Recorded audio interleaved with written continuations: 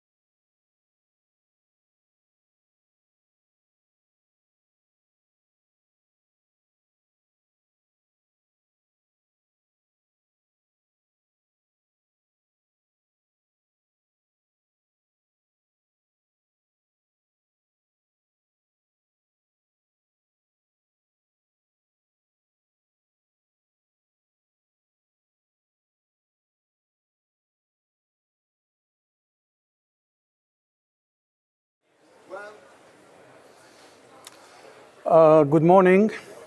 We start a little bit late because there was a very interesting debate in committee which ran over time. We are glad to welcome here Leonid VOLKOV, former chief of staff of Alexei Navalny and now a senior member of his team, and Mr. Ville Niinistö, who chairs the Parliament's delegation dealing with Russia. Welcome to both of you. So this morning, members of Parliament and leaders of the Russian democratic opposition in exile discussed how the EU can support Russian Democrats now that we have a war here in Europe, in Ukraine. So, Mr. Niinistö, what did you suggest this morning? And then afterwards, Mr. Volkov, did you hear any new interesting ideas? Mr. Niinistö. Well, I think this was a timely discussion. I think we should have had this already when Mr. Kara-Murza and Mr. Yashin were freed from prison last autumn. So maybe we should have organized this earlier. But I think it was important that we organized it now, that all three of them, including Ms. Navalny, were here to tell us how they see the situation with pro-democratic forces within Russia, but also outside of Russia, how they can have an influence in the future of Russia.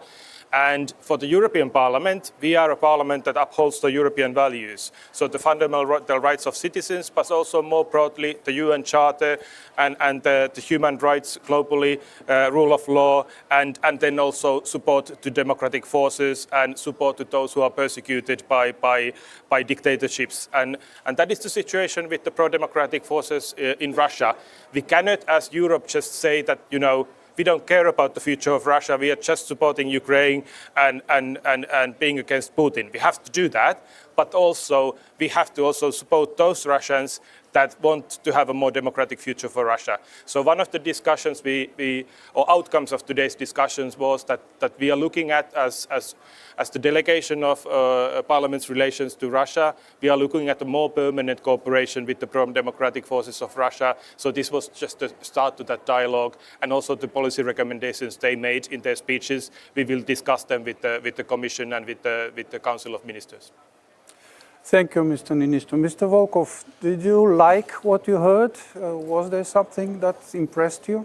Yeah, first of all, thank you for having me here. It's a big privilege and honor. And I'm very happy with the fact that this discussion took place this morning, but also with the format of discussion and how it was arranged, because it was actually quite unique. From the European perspective, like Mrs. Navalny, Mr.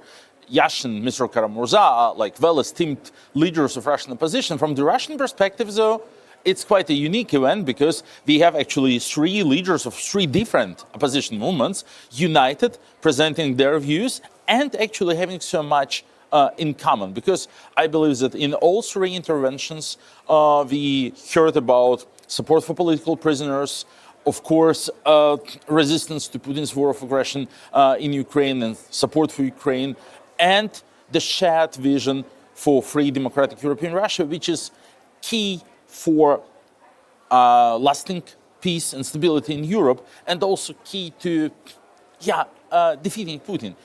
I can assure you, they didn't prepare, they didn't compare their remarks. They live in different countries, they belong to different branches of democratic movement, and still their remarks were very correlated, very coherent, and that's important. That's an important event for the Russian democratic opposition itself. And of course, the baseline where everyone agrees was also presented in a very clear way. That no one will liberate us from Putin. It's not going to happen. We'll not see Ukrainian tanks in Moscow. Thanks God, we'll also not see Russian tanks in Kiev. That's also excluded. So this war will not end when one army will defeat another. It's a war of attrition. It will end when one of the systems collapses. And our goal is to make sure that Putin will not able to carry on forever, being weakened by political tensions inside, by sanctions, by economic attrition, by all means of like diplomatic, political, military pressure played against him. Because of course, Putin is a like main threat to the security in European continent since Hitler, and he's very dangerous. He kills people, he poisons people, he runs hybrid aggression against all European countries. The way he has to be stopped by all means, but the leading role anyway will play like Russians inside Russians in the resistance. As Yulia pointed, they might be not visible now because of the fear of repression, but at some point of time they will rise, they will play a crucial role in transformation of Russia. And we have to start preparing now, we have to be in dialogue with them now. And the only political force that is able to lead dialogue with them are Russian democratic forces, quite obviously. Thank you, Mr. Volkov.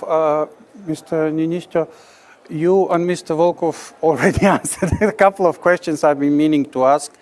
I think you already explained why we should support restoration of democracy in Russia, that it's in Europe's own interest. And then if the reason why is clear, can the European Union do this? Do we have the resources, the possibilities? And Mr. Volkov already touched on this subject, but can this be done from the outside? Or is it a matter for people inside Russia only?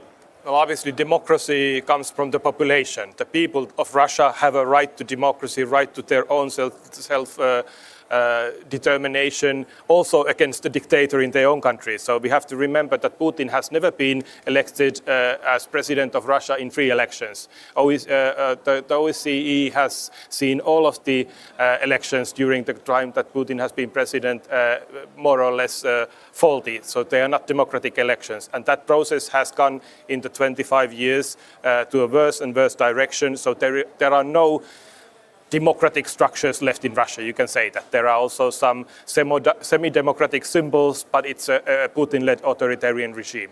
And in those circumstances, we have to remember that in the last 30 years, there have been a lot of Russians who have been working in civil society, who have been in NGOs, who have been in different movements for the environment, for minorities, for just any kind of activism, like mothers of those who have been in wars, Putin's wars, have been active against wars in the past.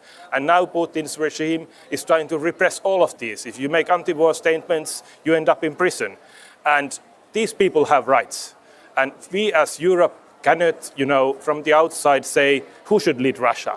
But what we can do and what we should do is support the right of all Russians to have their human rights respected, and that means that pro-democratic forces outside of Russia also should be supported, that these people within Russia get support also from the outside, that there is a Russian language media, that they can get free media information on what's happening in Russia as well, because within Russia everything is very much controlled by Putin.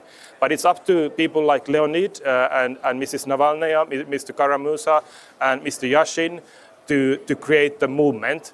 It's not our role, but what we can do is to support them and make sure that they have structures in Europe that support their work for democracy and the rights of all Russians. Thank you, Mr. Niinistö. Mr. Volkov, you heard the comments of Mr. Niinistö. How obviously it is important to support both Russian Democrats who are in exile, but also change should also come from the people in Russia. And there the question comes, are you able to stay connected to civil society, to the concerns of ordinary people who remain in the country? It's a very good question. Thank you so much. I have a metaphor that describes very well what we are doing now, which is we live a little bit in this, Alice in the Wonderland situation where the Black Queen says to Alice, girl, this is a place where you have to run very fast to stay where you are. And that's what we are doing. Running an opposition organization from exile is very complicated because when we operated from inside Russia, we were living the same life as our constituents. now we have to put a lot of effort actually to stay relevant, to stay informed, not to lose touch with the reality.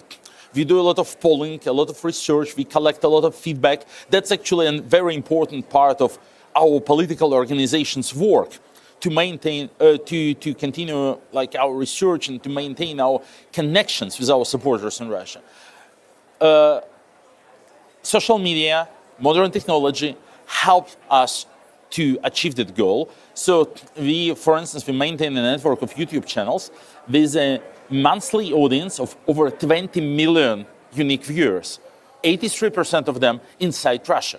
So right now, like as we talk, and this will be also broadcast through our network, we will reach like tens of millions of people inside Russia. So once again, we know they exist. They suffer under enormous repression. They cannot speak out because they know they will be thrown in prison. Putin has accumulated 700,000 troops on the ground in Ukraine, but Putin still have 1.4 million armed National Guard and riot police to keep population domestically under control.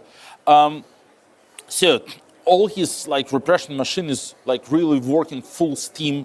New political prisoners appear like every day, and still people speak out and protest. So we have to be their voice, and we have to help them to preserve themselves, to stay sane, to stay like stable, because it is very complicated to live in a world like surrounded by the propaganda when you have the feeling that everyone around you is like pro-Putin, pro-war, and so on. We know perfectly it's not true, like based on our polling, based on our research, but people inside this situation, under this propaganda pressure, cannot always preserve this feeling. So we help them, we find ways to help them understand they are not alone. Sometimes, like such a simple thing like a graffiti, like some sign put on the, like, on the wall somewhere, works as a strong antidepressant, because like I see this graffiti, I know that it means that someone like mine that lives next door to me, like in somewhere nearby. I don't know who he is or she is, I don't know what they do, but I know they are here. So this idea of like preservation, of like staying where we are, also demands for a lot of resources, but it's very important because, as I said, moment will come when these people, those people inside Russia, will rise and will speak their word. I think this is very important for us also to understand in Europe, but we can't forget about these people. I mean, there are people who have been every day being repressed, and there are thousands of people who are political prisoners by the Putin regime. So it's in our duty also to make sure that their rights are being protected by supporting the democratic forces of Russia out in Europe, that their voice is being heard in Russia, they get support, but also by raising these issues with political negotiations.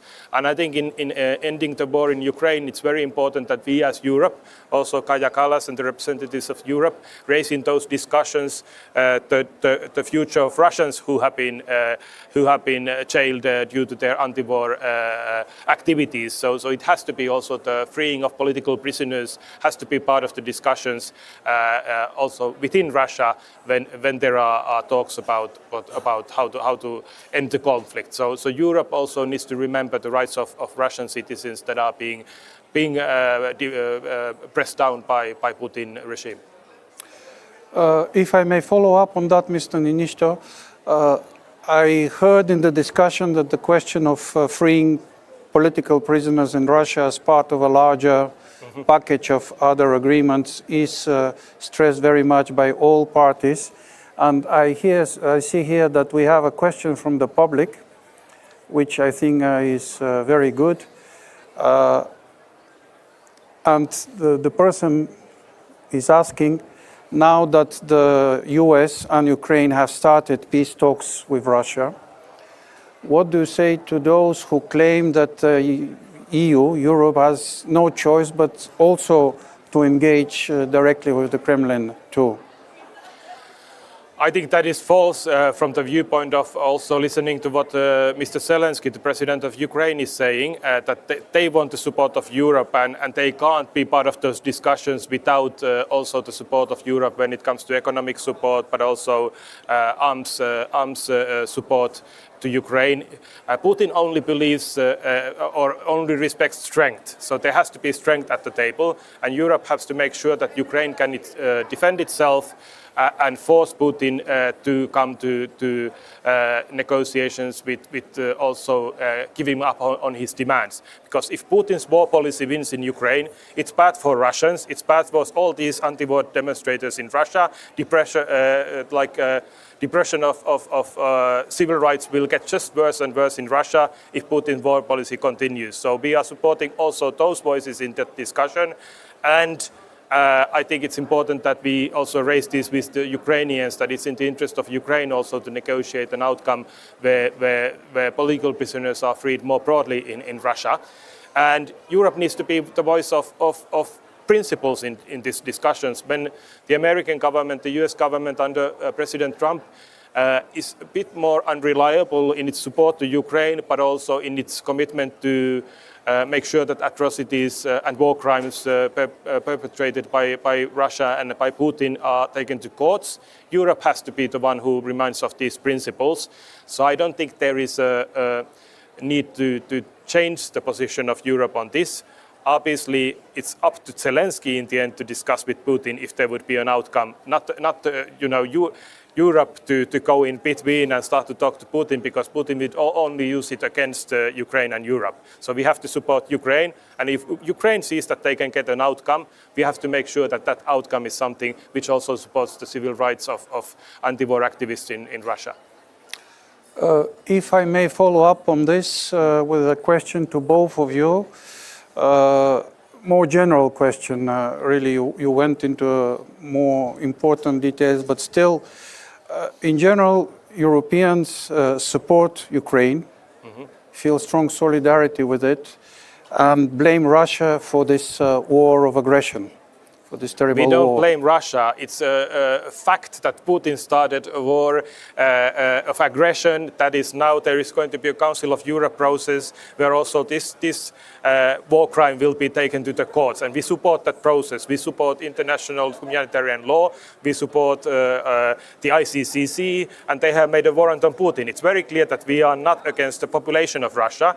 We are against the illegal atrocities perpetrated by the Putin government and those working for him. Those war crimes must be punished. Here. Yes, still, I mean, there is a reticence here in the public opinion of this part of Europe to engage with anything Russian, and a feeling that what do you say to those that claim that we should cancel anything related to Russia? They help Putin a lot. Every time something like this is pronounced loud from European political scene, Putin opens champagne. It's, by the way, champagne is of course sanctioned, but for them it's always a way to avoid sanctions and to import enough of it. And they celebrate because for them it's an important reassurance for one of their most important propaganda takes, that kind of they are all against us. That's an existential fight of Russia against the Western world. We are not part of Western civilization. We don't belong there. They all hate us. They all just want to destroy us and so on. And everything that contributes to this sentiment, everything that helps Russian propaganda to promote this idea is, of course, very good for Putin, makes him very happy. That's it. I have to say, I come from Finland, and we have a long history with Russia. I mean, we were part of the Russian Empire for 100 years as well. St. Petersburg is very close to Finland. Obviously, we've had a lot of also conflicts in our past, so we are very skeptical about the Russian political system and the Putin regime, because we know how Putin thinks, and we have to be very strong against Putin. But having said that, we have also a lot of good history with Russian people. We have a lot of Russians also living within Europe, and they contribute to our societies. So I think this kind of like ethnic labeling that one nation is not capable of evolving into a democracy is totally false. In Europe also we've had dictatorship in European EU member states, and we created an EU after that to make sure that we are not warring against each other, that we uphold human rights between each other as well, and by trade, by committing to democracy and rule of law, we are all stronger. There are people in Russia who believe that Russia can be like that, and it's our job to make sure that those voices are being supported. So we have, a lot of friends in Russia, so we can't forget that Russians also have a right to evolve into a democracy, and Europe needs to support that.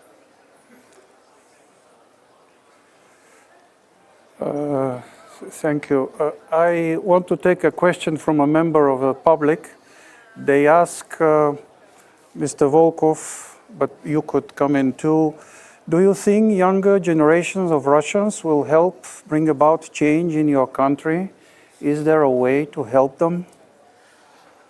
There was time when our generation was referred as a young generation. We were young and promising politicians like 10, 15 years ago. I got elected to the city council of my hometown, Yekaterinburg, which is Russia's fourth largest city, at the age of 28. And we had like a young generation of capable politicians which were threatening Putin, and then he actually started to destroy elections as a tool for them to get visible in the politics, because he realized it would be too dangerous. Like, I won my election, Ilya Yashin won his election, Alexei Navalny participated very successfully in the election for mayor of Moscow. Then he was banned from participating in any election. We attempted to register officially our political party 9 times. We 9 times were denied, 9 times won in Strasbourg in the European Court of Human Rights, and then denied again by Russian authorities. So Putin has put in obstacles like on the way of younger generations' participation in the politics. And now we are already not that young anymore, unfortunately, and we talk about like younger generations' involvement.